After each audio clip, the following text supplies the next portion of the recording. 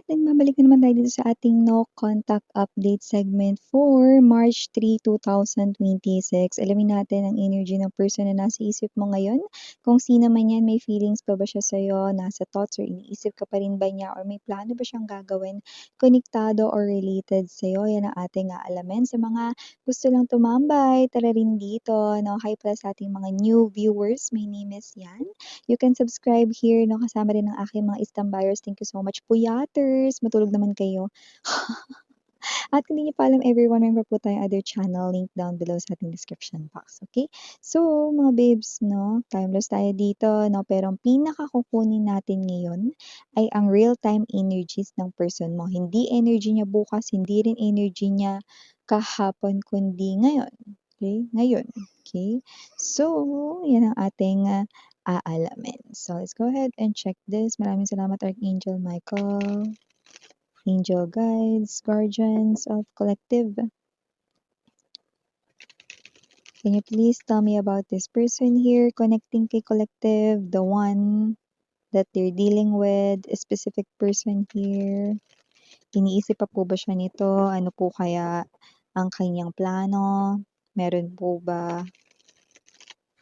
May feelings pa ba ito sa kanya, kay collective?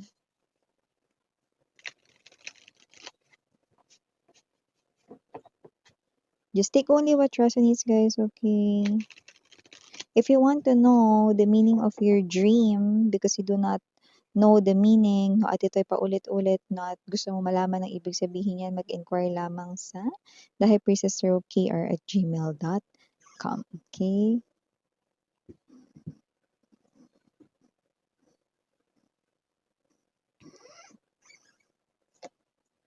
Three of Swords.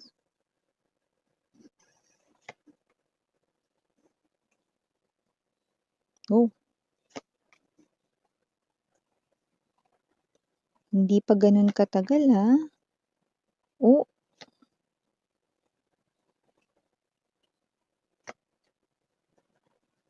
Yung iba wala pang isang buwan, ha? Just take only what resonates. Bottom of the deck, Magician, Six of Cups energy, and the Two of Swords in reverse, ha? I mean the Four of Swords in reverse, ha? Okay, pero binanggit ko yung Two of Swords, ha? Okay, nang in reverse din, right? So, nakakaloka ang na-pick up ko dito. Kung sino yung kadil nyo na yan, ha? Okay? Nakita ko rito, no, na dalawa yung scenario na pick up ko rito. One, pwedeng kailan lang kayo nag-break. Ayan. Okay, kailan lang kayo nag-break, okay? Para yun sa few of you lang, ha? Pero sa nakararaming energy, no, possible na itong person na to, no, ay nagpakita rito, no, ng malaking pagkagusto sa'yo, no? Talagang kinulit ka niya, no? Talagang puspusan ng kanya rito, no? Na pagpaparating sa'yo, na gustong-gusto ka niya, na may feeling siya sa'yo. Pero yung iba wala pa talagang isang buwan, may iba na siyang kadil dito. May iba na siyang nililigawan. Yung iba rito mga babes, hindi naman naging kayo. Pwede kasing meron ka ng person sa tabi mo, no? At ito yung taong may gusto sa'yo, no? Na nalungkot kasi, you know, okay, meron ka na palang ka-in relationship, no? Pero wala pang isang buwan. Meron na agad siya gustong iba. Yung nakita ko rito, oh. Yan, oh, yung iba nakita ko rito, no? May malapit lang sa kanya, iba naman ay taga-ibang bansa yung gusto niya rito, no? Like, nililigawan niya na yun or whatsoever, no? So, ang bilis. Nagbago or nag-shift ng kanyang damdamin rito para sa'yo, May iba na agad siya ritong target, no? So, eto ay nakakapagtaka talaga 'no, dahil, ikaw ito ng papaisip ka talaga kung totoo ba talaga na nagustuhan ka niya 'no, kasi walang gano'n kabilis mag-move on unless ginagamit niya lang yung taong ka-connect niya parang rebound or makalimutan ka niya. Yun 'no, first nakikita ko rito may iba na naman siyang ka-deal, 'yan 'no. So, nakikita ko rito may iba na siyang nililigawan ngayon. So, ano na nangyari dun Miss Yan sa sinasabi niyang love niya ako, na ako lang daw yung babae at lalaking gustong-gusto niya, na first time niya makakilala ng isang tulad ko daw. Tapos ngayon nalaman ko minsan meron na pala siyang, ibang ka-date or meron na pala siya rito. Ang bilis naman niya maka-move on. Taka talaga yun, eh, 'no? Pero may energy talaga rito na meron talaga silang ibang kausap ngayon at nag-e-enjoy na sila na nakausap yun kung sino man yun, 'no? Kung sino man itong mo na ito 'no, nakita ko dito kaya ako natatawa.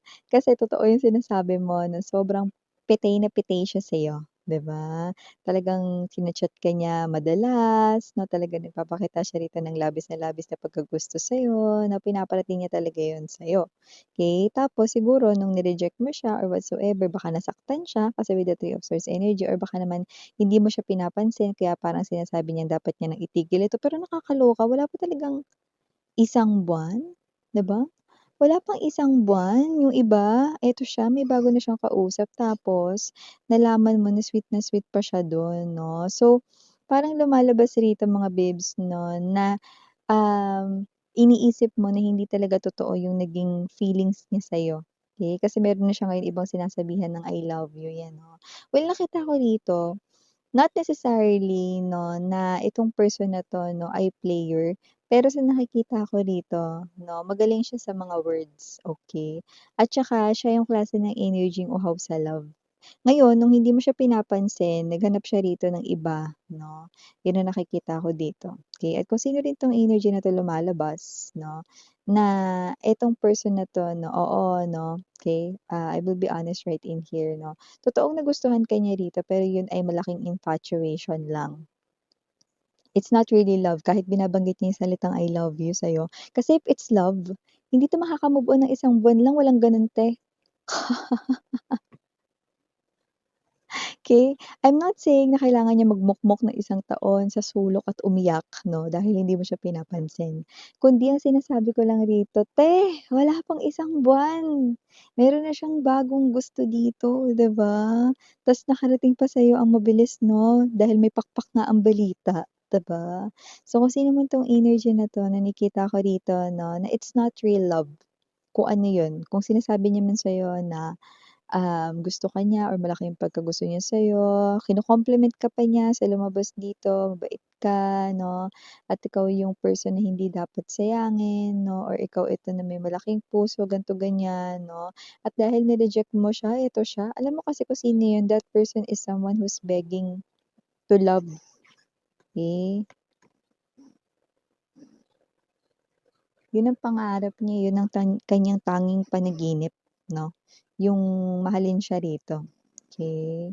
So whatever the case may be, just take only what resonates 'no, okey. Ang bilis niya naka-move on sa'yo nakita ko rito. Because it's not really love, okey.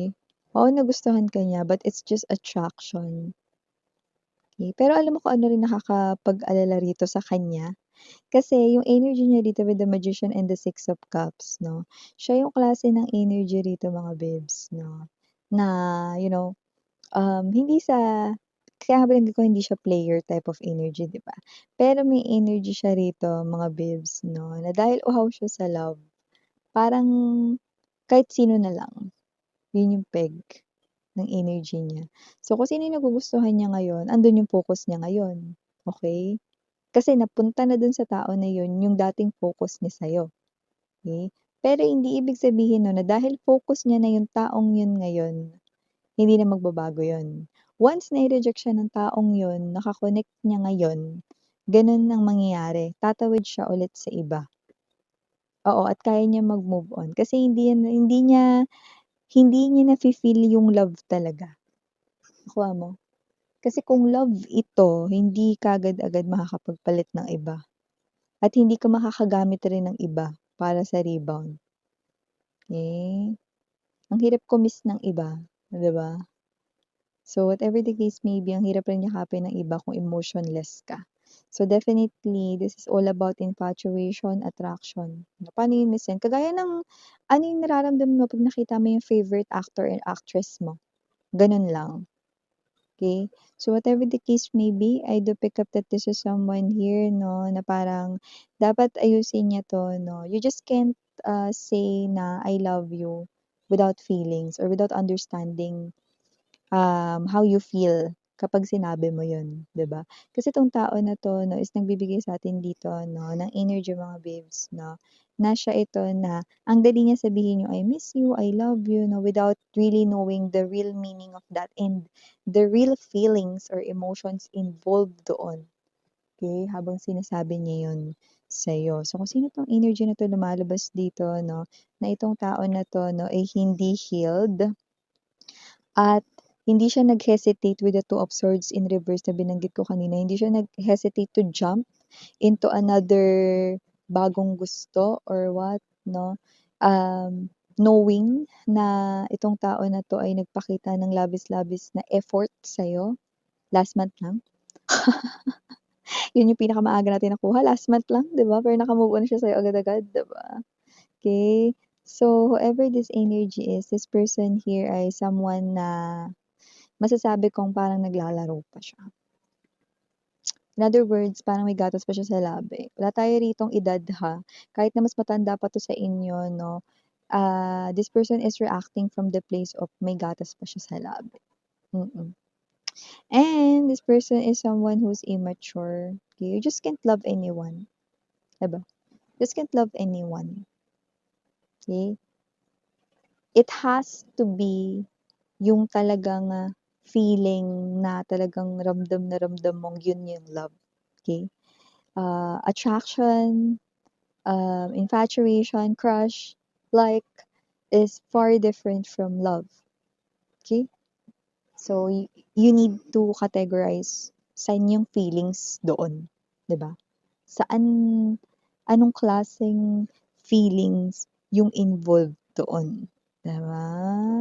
Kasi dito parang na-confuse niya kayo, hindi sa dahil naiinis kayo kasi may iba na siya ritong nagugustuhan 'no, pero ang bilis naman, 'di ba? 1 month pa lang. Ang bilis ka niya ritong nakalimutan 'no. 'Yan, ta's kinikilig-kilig na siya ngayon sa iba. Ay, my God. Ayusin niya yung buhay niya, namamali siya rito ng landas. Okay. So, sa initials nakikita ko dito capital letter T, capital letter K, TK, yan, so whatever the case may be. Capital letter O, we also have capital letter G as well. Andito rin capital letter A and capital letter D. And other letters might not be capital, I'm seeing I. We also have here small letter L, andito rin letter S. We also have here letter U, and last but not least, we've got letter Q, small letter Q. Okay, for numbers, yes, I'm seeing 2 numbers right in here. Number 1, 7. You are confused right in here. Spiritual number 7. You are confused. Ano ba talaga yung minamanifest ng taong ito when it comes to his or her own love life?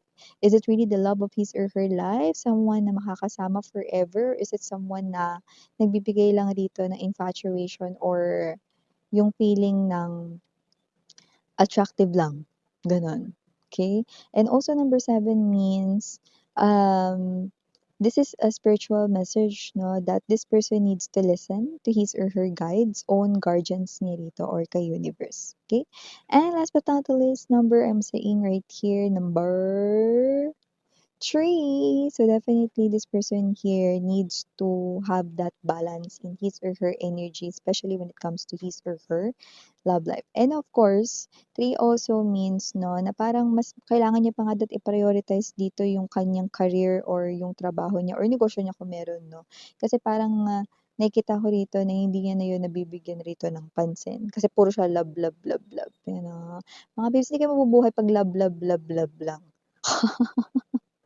Kailangan rin na ayusin niya rito ang kanyang kaperahan 'no, lalo na nakikita ko rito 'no, na yung karamihan sa mga nakikinig ngayon ay mga divine feminine. So, ibig sabihin ng kadil ninyo na ito ay karamihan sa nakuha natin ay divine masculine, meaning to say sila yung mga, lalaki rito 'no, or sila yung dapat rito 'no, na mas alam mo na, kahit share dito 'no, dapat sila pa rin yung mas manindigan, dapat mas maganda yung kanila ritong pundasyon sa kanilang career, trabaho, or kaperahan 'no, to support you, okay, as well, 'di ba?